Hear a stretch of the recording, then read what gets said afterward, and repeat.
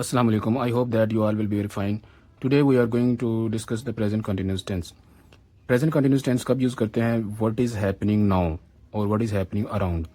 Means यानी कि जो काम अभी हो रहा है ना, तो एट द मोमेंट हो रहा है, एट द प्रेजेंट हो रहा है, अभी हो रहा है, तो तब हमने प्रेजेंट कंटिन्यूस टेंस यूज़ करना है। या हम एक और सिचुएशन में यूज़ करते हैं व्हाट इज़ हैपनिंग अराउंड, हमारे इर्द गिर्द जो हो रहा है, तो उसके लिए भी हम प्रेजेंट कंटिन्यूस टेंस यूज़ करते हैं।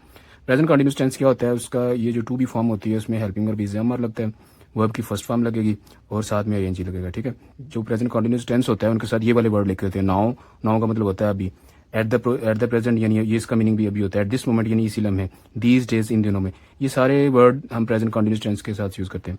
सबसे पहले हम पॉजिटिव फॉर्म करने लगे। ठीक है, इसमें सब्जेक्ट दिया हुआ है और वर्ब दिया हुआ है। हम इनसे सेंटेंस कंप्लीट करेंगे पॉजिटिव फॉर्म में। ठीक है, आई है, आई के साथ हमेशा एम लगाते हैं। ठीक है, प्रेजेंट कंटिन्यूस टेंस में आई के साथ एम लगता है। ठीक है, ही शीट के साथ इज लगता है और वी यू दे प्लूरल के साथ आर लगता है, तो आई के साथ एम लगेगा। रीड है, रीड की फर्स्ट फॉर्म रीड आएगा और साथ में आई एन जाएगा। आई एम रीडिंग यानी मैं पढ़ रहा हूँ। और अगर इसकी कॉन्ट्रैक्शन फॉर्म करनी है, आई एम को कॉन्ट्रैक्ट करना है, तो आप लिखोगे आई एम, इसमें ए को स्किप करोगे, पॉजिटिव लगा दोगे, पिछले लेक्चर में हमने किया, तो इसको क्या पढ़ेंगे? I am reading. नेक्स्ट है यू, यू के साथ आर लगता है। ठीक है, वी यू दे आर के साथ, वी यू दे प्लूरल के साथ हम आर लगाते हैं। ठीक है, और लर्न है, लर्न के साथ आईएनजी लगेगा, लर्निंग। ठीक है, यू आर लर्निंग। ठीक है, आप सीख रहे हो या आप पढ़ रहे हो या आप इल्म हासिल कर रहे हो। ठीक है, यू आर की कंट्रैक्शन फॉर्म होती है योर। ठीक है, नेक्स्ट है he is relaxing. He singular है तो ही के साथ हम इज लगाते हैं। ठीक है, ही शीट के साथ इज लगाना होता है।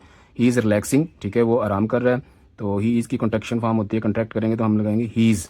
ठीक है, नेक्स्ट है शी इज़ वर्किंग, वो काम कर रही है। ठीक है, शी इज, ही शीट के साथ हमेशा इज लगता है, सिंगुलर के साथ इज लगता है, तो शी है, शी इज़ की कंट्रैक्शन अगर हम करेंगे तो उसकी कंट्रैक्शन फॉर्म होगी शी इज़ करेंगे। ठीक है, शी इज़ वर्किंग, वो काम कर रही है। नेक्स्ट है प्रेजेंट कंटिन्यूस की हम क्वेश्चन फॉर्म करते हैं। ठीक है, क्वेश्चन फॉर्म में आप पहले कर चुके क्वेश्चन वर्ड ही होते हैं। ठीक है, डब्ल्यू एच वाले वर्ड, वेयर, व्हेन, व्हाट, ये वाले सारे डब्ल्यू एच वाले वर्ड हम इनको क्वेश्चन फॉर्म बोलते हैं।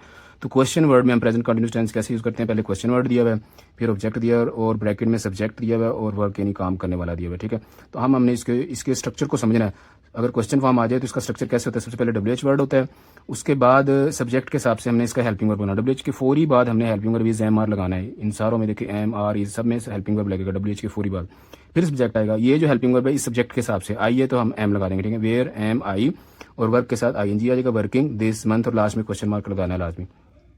Next W H word where आ गया और उसके बाद हमने हेल्पिंग वर्ब लगाना है। आर लगा है किसकी वजह से? यू की वजह से। ठीक है, यू के साथ हमेशा आर लगता है। Where are you staying, stay है तो इसके साथ आईएनजी लग देगा, लास्ट में क्वेश्चन मार्क आएगा। ठीक है, वेयर आर यू स्टेइंग, आप कहाँ रुक रहे हो। ठीक है, वेयर एम आई वर्किंग, मैं कहाँ काम कर रहा हूँ। वेयर आर यू स्टेइंग, आप कहाँ स्टे कर रहे हो, आप कहाँ रुक रहे हो, और लास्ट में क्वेश्चन मार्क लगाना है।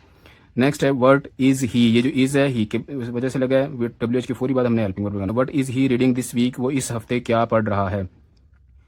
नेक्स्ट है what is she doing now, last में क्वेश्चन मार्क आ गया। ठीक है, ये शी है, शी की वजह से हमने इज लगाया, ही शीट के साथ इज लगाते हैं। डब्ल्यू एच की पूरी बाद हमने helping verb is am are लगाना है, इसलिए हमने इज लगाया, फिर सब्जेक्ट लगाना है, फिर वर्ब लगाना है, फिर आईएनजी लगाना है। ठीक है, और लास्ट में अगर कोई ऑब्जेक्ट आ रहा है, एक और वर्ड आ रहा है, वो लगाएंगे। ये इसका स्ट्रक्चर है, इसको आपने ज़हन में रखना है। पीछे जो पॉजिटिव फॉर्म की थी उसमें सब्जेक्ट के साथ हेल्पिंग वर्ब और फिर वर्ब आया था। ठीक है, इसमें पहले डब्ल्यू एच वर्ड है, फिर हेल्पिंग वर्ब है, फिर सब्जेक्ट है, फिर वर्ब है, आईएनजी आएगा। नेक्स्ट है word, word is it eating, it की वजह से यहाँ पे हमने इज लगाया, इट यहाँ पे सिंगुलर है, हमेशा इसके साथ इज लगता है। ईट है तो ईट के साथ आईएनजी आएगा। ठीक है, व्हाट इज इट ईटिंग, और लास्ट में क्वेश्चन मार्क आ जाएगा। नेक्स्ट हम इसकी नेगेटिव फॉर्म करते हैं। नेगेटिव फॉर्म वो होती है जिसमें हम बताते हैं काम नहीं हुआ, नोट आता है सारे सेंटेंसों में। ठीक है, सारे सेंटेंसेस में हमने नोट लगाना है। तो अब आई है तो इसके साथ एम लगता है। ठीक है, इसका स्ट्रक्चर ये है, पहले सब्जेक्ट है, फिर हेल्पिंग वर्ब है, हेल्पिंग वर्ब के पूरी बार नोट लगाना है, एम आर इज, इन सब के बाद नोट लगा हुआ है, और बाद में वर्क है, हेल्पिंग बाद में वर्क है, वर्ब है, इसके साथ आईएनजी लगा देना। आई एम नॉट वर्किंग, इसको भी हम कंट्रैक्ट कर सकते हैं, आई एम को हम आई एम पढ़ेंगे। ठीक है, आई एम नॉट वर्किंग, मैं काम नहीं कर रहा हूँ। यू है इसके साथ आ लगेगा, यू आर नॉट स्लीपिंग, तो इसकी कंट्रैक्शन होगी you're, you are not sleeping, आप सो नहीं रहे हो। Next he is not concentrating. ठीक है, ही है इसके साथ इज लगना है, ही इज की कंट्रैक्शन होती है ही इज नॉट कंसंट्रेटिंग, यानी वो तवज्जो नहीं दे रहा है।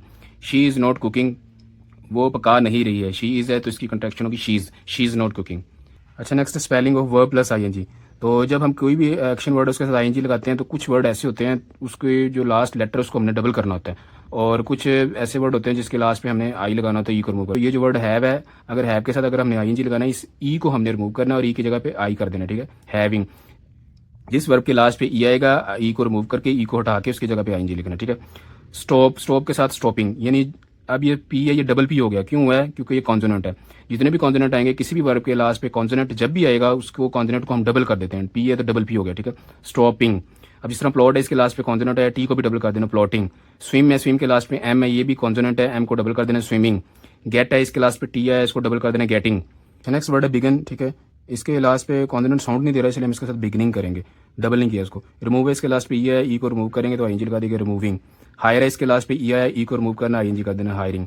अच्छा नेक्स्ट है ये आपके लिए topic to prepare describe different duties of your family members including yourself, यानी आपकी फैमिली में जितने भी मेंबर है सबकी ड्यूटीज़ बतानी है, इनकी क्या उनकी रिस्पॉन्सिबिलिटी, वो क्या काम करते हैं।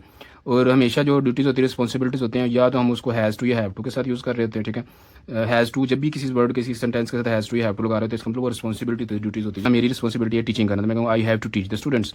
स्टूडेंट की रिस्पॉन्सिबिलिटीज़ क्या होती है, students have to learn the lesson.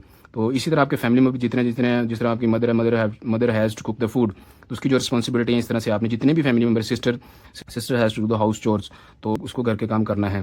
तो जितने भी फैमिली मेंबर्स हैं, ये ब्रदर है, brother has to take the water from the market, भाई को शहर से पानी लाना है। तो ये has to have to responsibilities के लिए शो कर रहे हैं, ठीक है। रिस्पॉन्सिबिलिटी वाले वर्ड, रिस्पॉन्सिबिलिटी वाले सेंटेंस तब भी बनाने हमने हैज़ टू या हैव टू लगाना है। नेक्स्ट है present continuous tense referring to the future, अगर कोई बात फ्यूचर है, फ्यूचर का हवाला देना है, तब भी प्रेजेंट कंटिन्यूस टेंस यूज़ करते हैं। जिस तरह शी इज़ कमिंग टुमारो, यानी ये टुमारो का मतलब होता है आने वाला कल, वो कल आ रही है। I am going to dentist next week, मैं अगले हफ्ते डेंटिस्ट को मिलने जा रहा हूँ, यानी अगर आपने कोई फ्यूचर को रेफर करना है तो तब भी आपने प्रेजेंट कंटिन्यूस टेंस यूज़ करना है। What are you doing tomorrow, आप कल क्या कर रहे हो, ये भी प्रेजेंट कंटिन्यूस है। अब ये WH फॉर्म आ गया है, WH फॉर्म है, फिर हेल्पिंग है, फिर सब्जेक्ट है, फिर आएंगे आगे। I am meeting my teacher next week, मैं अपने टीचर को नेक्स्ट वीक यानी अगले हफ्ते मिल रहा हूँ, ये भी मेरा फ्यूचर प्लान है, मैंने प्रेजेंट कंटिन्यूस में बनाया है, इस एमआर के साथ आई लगाया।